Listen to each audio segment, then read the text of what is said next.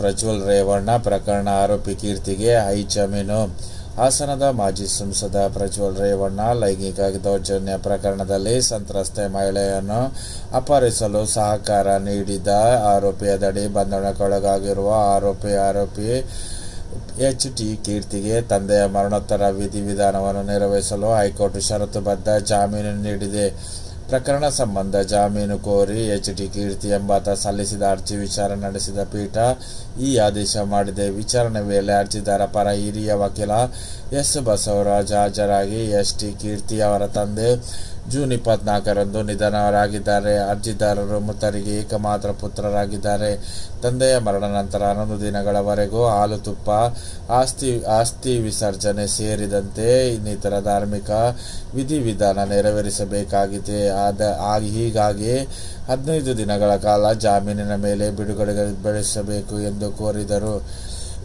ಅದೇ ರೀತಿ ಆಕಸ್ಮಿಕ ಗುಂಡು ತಗುಲಿ ಬಾಲಕ ಸಾವು, ಶವ ದಹಿಸಿದ ಸಂಬಂಧಿಕರು. ಬಂದೂಕಿನಿಂದ ಆಕಸ್ಮಿಕವಾಗಿ ಗುಂಡು ಸಿಡಿದು ಅಪ್ರಪ್ರತ ಬಾಲಕ ಮೃತಪಟ್ಟು ಸಂಬಂಧಿಯೊಬ್ಬರು ಬಾಲಕನ ಶವ ಸುಟ್ಟು ಹಾಕಿರುವ ಪ್ರಕರಣ ಚಿತ್ರದುರ್ಗ ಜಿಲ್ಲೆಯ ಮೊಳಕಾಲೂರು ಸಮೀಪ ಕುಗ್ಗೆಗುಡ್ಡದಲ್ಲಿ ತಡವಾಗಿ ಬೆಳಕಿಗೆ ಬಂದಿದ್ದು, ಪ್ರಮುಖ ಆರೋಪಿಯನ್ನು ಪೊಲೀಸರು ವಶ ಪಡೆದಿದ್ದಾರೆ. ಮಾರ್ಚ್ 3ರಂದು ಯದ್ದುಲ ಬೊಮ್ಮಯ್ಯ ಹಟ್ಟಿ ನಾಗರಾಜ ಎಂಬುವರ ಬಂದೂಕನ್ನು ಬಾಲಕ ತೆಗೆದುಕೊಂಡು ಪಟ್ಟಣ ಸಮೀಪದ ಕೂಗೆ ಬೆಟ್ಟಕ್ಕೆ ಹೋಗಿದ್ದ. ಈ ವೇಳೆ ಆಕಸ್ಮಿಕವಾಗಿ ಸಿಡಿದು ಗುಂಡು ಬಾಲಕನಿಗೆ ಮುಖವಾಗಿ ತೀವ್ರ ರಕ್ತಸ್ರಾವದಿಂದ ಬಾಲಕ ಮೃತಪಟ್ಟಿದ್ದಾನೆ. ವಿಷಯ ಅರಿತ ಮೃತ ಬಾಲಕಿನ ಸಂಬಂಧಿ ಹೊನ್ನೂರು ಸ್ವಾಮಿ ಶವವನ್ನು ಅಲ್ಲಿಯೇ ಸುಟ್ಟು ಹಾಕಿದ್ದಾರೆ. ಈ ಸಂಬಂಧ ದೂರು ದಾಖಲಾಗಿರಲಿಲ್ಲ. ಇತ್ತೀಚೆಗೆ ಅನಾಮಧೇಯರೊಬ್ಬರು ಎಸ್ಪಿಗೆ ಪತ್ರ ನೀಡಿ ಪರಿಣಾಮ ತನಿಖೆ ನಡೆಸಿದ ವೇಳೆ ಘಟನೆ ಬೆಳಕಿಗೆ ಬಂದಿದೆ. ಹೊನ್ನೂರು ಸ್ವಾಮಿ ವಶಕ್ಕೆ ಪಡೆದು ಮೃತ ಬಾಲಕಿನ ತಾಯಿಯಿಂದ ಹೇಳಿಕೆ ಪಡೆದಿದ್ದಾರೆ. ಅದೇ ರೀತಿ ಆಡಳಿತದಲ್ಲಿ ಕನ್ನಡ ಸರ್ಕಾರಕ್ಕೆ ಸೂಚಿಸಲು ಹೈಕೋರ್ಟ್ ನಕಾರ. ಭಾಷಾ ಬಳಕೆಗೆ ಅನುಕೂಲತೆಗೆ ಸಂಬಂಧಿಸಿದ ವಿಷಯ. ಕರ್ನಾಟಕ ಸಾಂಸ್ಕೃತಿಕ ಅವಿಭಾಜ್ಯ ಅಂಗವಾಗಿರುವ ಕನ್ನಡ ಭಾಷೆಗೆ ಸರ್ಕಾರದ ಇಲಾಖೆಗಳು ಮತ್ತು ಅಧಿಕಾರಿಗಳು ಆದ್ಯತೆ ನೀಡಬೇಕು. ರಾಜ್ಯ ಸರ್ಕಾರದ ಪದಾಧಿಕಾರಿಗಳು ಮತ್ತು ಅಧಿಕಾರಿಗಳು ತನ್ನ ಸಂವಹನ ಹಾಗೂ ಎಲ್ಲ ಹಂತದ ಆಡಳಿತ ವ್ಯವಹಾರಗಳಲ್ಲಿ ಕನ್ನಡ ಬಳಸುವ ಮೂಲಕ ಪ್ರೋತ್ಸಾಹಿಸಬೇಕು ಎಂದು ಹೈಕೋರ್ಟ್ ಅಭಿಪ್ರಾಯ ವ್ಯಕ್ತಪಡಿಸಿದೆ.